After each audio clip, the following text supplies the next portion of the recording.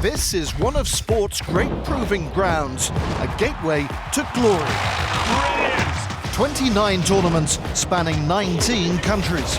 Along the way, a chance to expand horizons and sample life on tour. How beautiful is that? Magic. Finish the season in the top 20 on the road to Mallorca rankings and secure a golden ticket to the DP World Tour.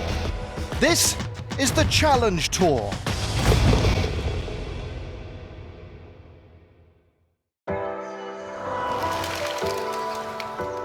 The Challenge Tour has been providing a pathway for players to achieve greatness for well over 3 decades. During that time, many a Challenge Tour graduate has reached the pinnacle of the sport. All of them are clear, though, about its importance to their career.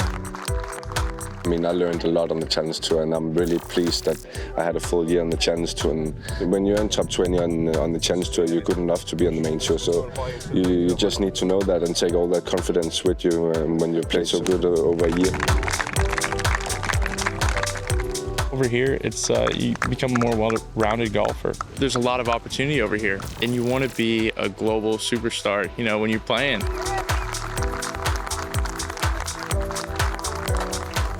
I thought it was a great step for me to get competitive, you know. You get out there, you have to play 4 rounds every day, every time, and, you know, there's so many guys who can play. It's huge. It's a breeding ground for the European Tour and the world stage. It's somewhere, obviously, I was delighted I got the chance to play on, and I felt it did set me up well for coming on here. It's so tough and challenging and so competitive, but at the same time, I loved it, and it was so new and fresh. I mean, it only took me a year to get off it because it is such a difficult tour to get off with the amount of young players that are coming through now, and everybody's so hungry. But no, I loved every minute. It might be an enjoyable experience, but the lessons learned are invaluable, and the caliber of golfer graduating is impressive.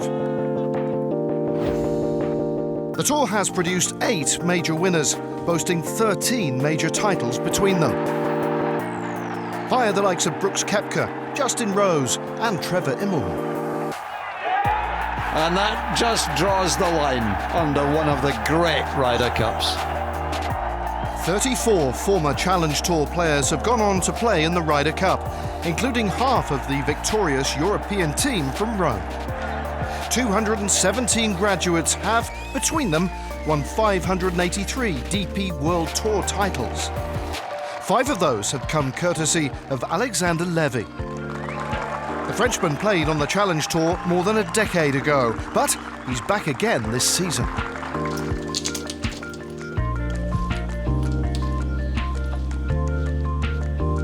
Golf can go really quick in your way and in the other way, so I'm waiting to go back where I used to be, and I will see what happened. I'm looking forward. I know what is the frustration to lose your card, and at the end, you're still the same human, and you're still happy. I'm still happy playing golf. So it don't make you a bad person to lose your card. I think at the end, it's just a game. And some days you good, and some days you not. But you try every day to get good, and that's it.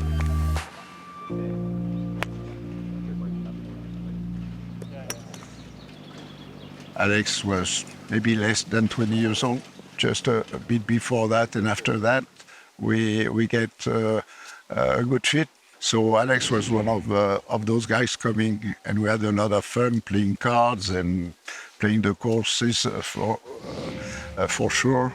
I do help, let's say, 10 or 11 or 12 players each year, mostly people who start on the mini tours. And when they pick up, when they go to the DP World Tour, I stop because then they have enough money to have their season. I've been really lucky.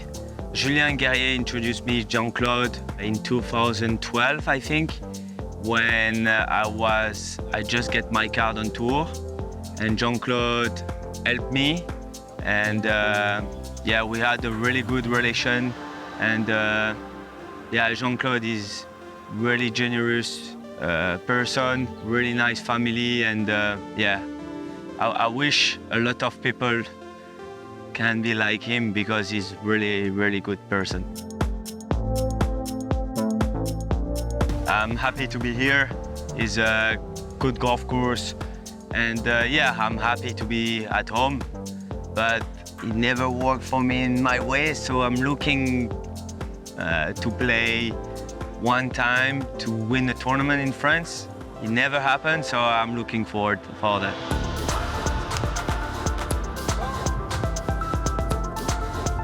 Felix, what comes to mind when I say Alexander Levy?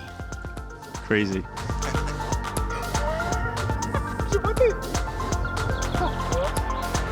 No, I love Alexander. He's such a nice guy, and he's always sharing good tips, and he's an amazing guy.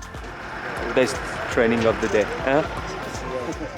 He's the same guy than when I met him 16 years ago, and that's what is really lovable for Alex. He's always trying to share any tips, any advices, any things he went through. He's not shy about like sharing what he's been through, and he's really helpful with the younger guys.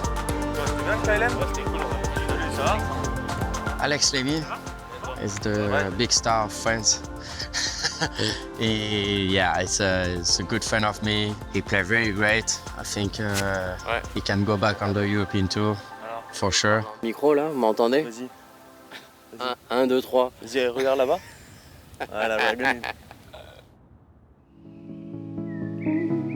And so to day one of the 11th staging of the Le Vaudreuil Golf Challenge. In the previous 10 editions, there hadn't been a Frenchman to lift the trophy, so perhaps some pressure to do just that on Levy's shoulders as he got into game mode before his afternoon tee-off, where he would be paired alongside the Danish duo of Hamish Brown and Rasmus Nergaard Petersen.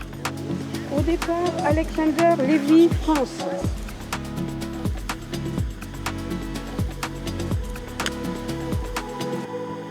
But it wasn't to be the best of starts for Levy as the Frenchman teed off at the 10th. He quickly took a step backwards with bogey at the 11th, and his frustration began to show.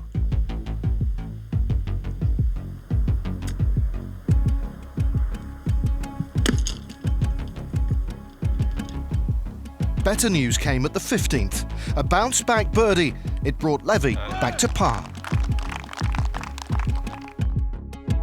Unable to gather any momentum, though, another bogey came on his inward 9 at the 4th.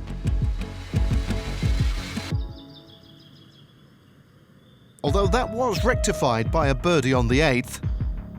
Despite that, a very up-and-down day for Levy. He would eventually sign for a level par round of 72, 8 shots off the lead and tied 58th. Time for an honest assessment of that opening day. Average, some good and some bad. No, I didn't play my best, but I managed myself to shoot level par. So I'm pretty proud of this. Yeah, I do some nice peanut butter banana sandwiches. My caddy find the best way to carry it, it's to put in a Titleist box, and he works pretty well.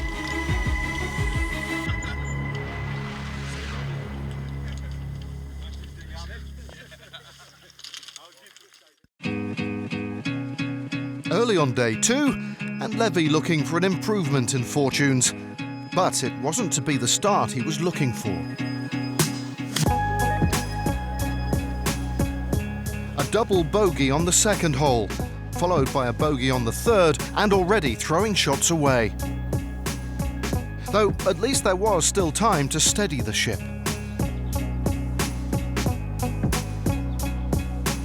Bouncing back quickly, Levy managed a birdie on the 4th hole. Though he still had work to do to finish on the right side of the cut line. There was a birdie on the 8th, but the frustration was still clear as Levy found himself still on the wrong side of par, with the back nine to come.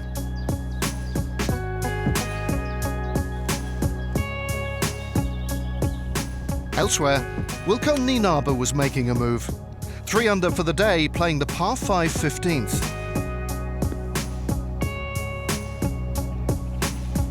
A 2-putt birdie for the South African, and he would finish on 10 under, ending the day in a share of the lead. Levy made a move in the right direction on his back nine. 3 birdies coming home saw him move to 2 under par. Weekend golf secured and ready to go. Really pleased with my round. I start double on the second and bogey on third, and from there I manage myself. I say, okay, 4 par 5, reachable in 2, so 4 birdies, and it's what I did. So I'm really pleased with that. I will say I'm not in my A game, but in this moment you will learn the most on you. I try to get better day after day. You know how this game, it can go so quick in both ways, so keep patient and we will see what happens.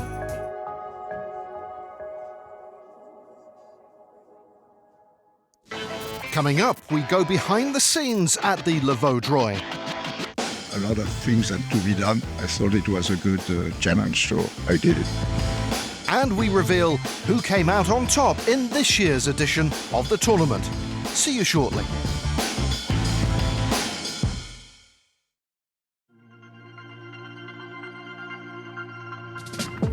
Welcome back to the Challenge Tour. We're in France this week for the 11th edition of the Le Vaudreuil Golf Challenge.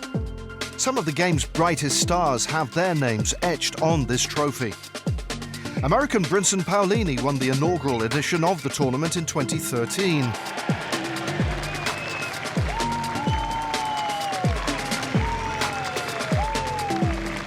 Two years later, though, it was the turn of, at that stage, a little-known New Zealander by the name of Ryan Fox to emerge victorious. Fox has since gone on to bag 4 victories on the DP World Tour, including last year's BMW PGA Championship at Wentworth. Aaron Rai took an obvious liking to this event. He finished runner-up in 2016 before finally getting his hands on the silverware a year later. That was his 3rd victory of the season on the Challenge Tour and earned him automatic promotion to the DP World Tour. His greatest triumph came in 2020 when he got the better of Tommy Fleetwood in a playoff to clinch the Scottish Open, his first Rolex Series title. And arguably, one of the most popular winners of this event has been Marcel Siem. The German won here in 2021, en route to regaining his DP World Tour playing privileges. Siem hasn't looked back since. He won his 5th title on the DP World Tour in his 501st start at the Hero Indian Open last season. Proof that winning the Le Vaudreuil Golf Challenge can be the springboard required to propel a golfer to even greater heights. Who would follow in the footsteps of the likes of Fox, Rai and Siem this time round, though? Remember, after 36 holes at the Le Vaudreuil, it was a 3-way tie at the top, with Bessling, Nienaber and Jeff Guan holding a 3-shot advantage. Kit Alexander saw moving day. Joe Moscatel got moving well early. The Challenge d'Espagne winner earlier this year had birdies at 2 and 3, and this one at 8 saw him out in 32. Will Bessling made a slow start with a bogey at the first, but he got it back at the 8th as this moved him to -10. George Mason has only made 1 cut this year, but he found some form here in France. This brilliant approach at 14 led to one of 7 birdies in a 67 that moved him to -10. Road to Mallorca, number 3, Alex Levy tapped this one in at the 9th for par, his final hole of the day. for a 70 in round 3.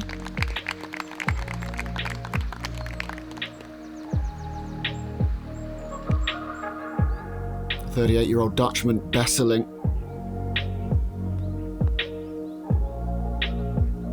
popped this one in to move to -11, and he added another at 15. There were more gains for Moscatel at 11 and 14. This set up a birdie at the 15th that took him to -12, bogey at 16 and birdie at 18 for a 66 for him. And Besseling dropped a shot at 16 but finished with a birdie at the final hole for a 70 to tie the lead. So after day 3, Phil Besseling was joined at the top by Joel Moscatel as Wilco Nienaber's hopes faded away after a crushing 77, while the French duo of Benjamin Hébert and Félix Maury would be hoping for a final day push on home soil.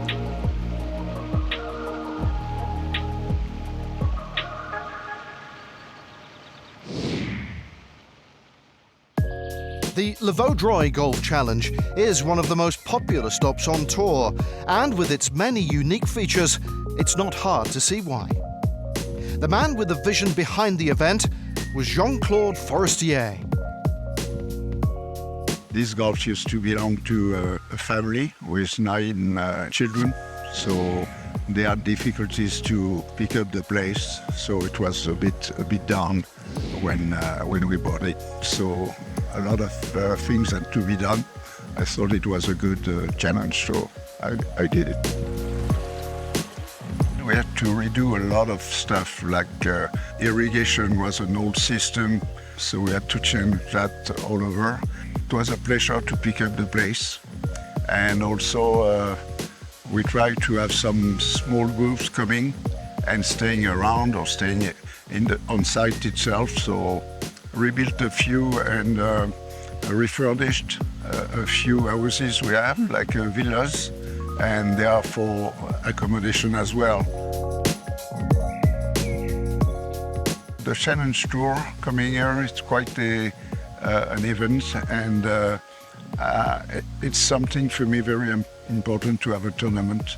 I love the professional game, and also it's a good lighting on the course and on the site. So it's a great rendezvous every year, and I want to stick to that as long as I can.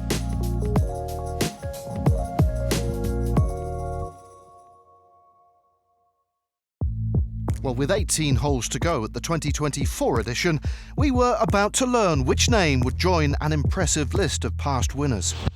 Dutchman Phil Besseling and Spain's Joel Moscatel started the day 2 shots clear, but there were plenty in contention to catch them and keen to join the Roll of Honour.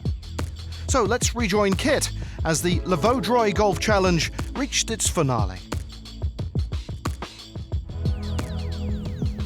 Frenchman Benjamin Hébert started the final round 3 shots back. But this delightful approach into the tight front right pin at the first set up a birdie, and he would add another at the 4th. Will Besseling had 3 birdies in the first 7 holes, including here at the 2nd. But he played the rest of the round in 2 over par to shoot a 71. Joel Moscatel saved par here with this long putt at the 2nd, rattled into the back of the hole. But he bogeyed the 6th to go over par for the round and back to -11 for the tournament. Moscatel's first pickup of the day came at the 8th as he birdied it for the 4th successive round, courtesy of this excellent bunker shot. Hébert had birdies at 12 and 13, and this one at the par 5 15th moved him to -13.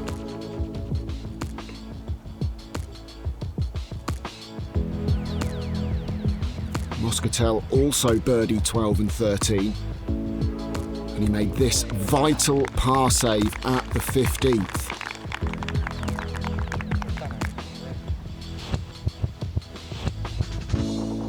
Hébert had had a birdie at 16, a bogey at 17. And this excellent third shot set up a birdie at the final hole for the Frenchman as he posted 14 under par. Moscatel knocked it on the par 5 18th into, and he had this eagle putt for the win. It didn't drop, but he did tap in for the birdie to take it to a playoff. 14 under par, Moscatel and Hebert. They headed back out to the par 3 10th for the sudden death playoff.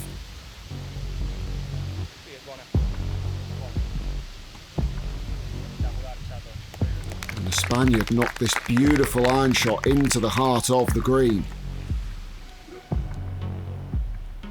Hebert was in the greenside sand off the tee, but he caught this recovery bunker shot a bit heavy and left it short.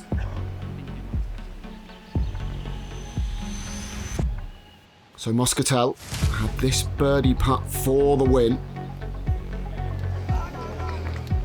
It just squeaked by on the low side, but he was safely in for the 3.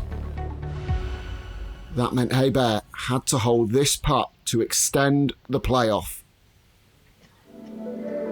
He couldn't make the 3, and Joel Moscatel picked up his second Challenge Tour victory of the season.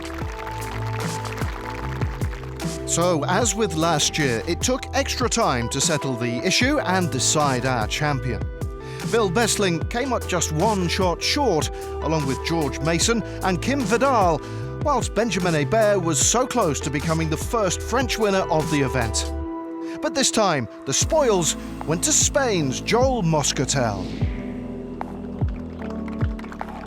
Still nervous, but more calm, yeah, really happy. On the back 9, I promise I was more nervous than on the first tee.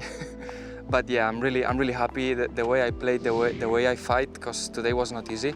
And then the 10th hole on the playoff, the same, amazing shot and good putt that didn't go in, but yes, I mean, it's amazing.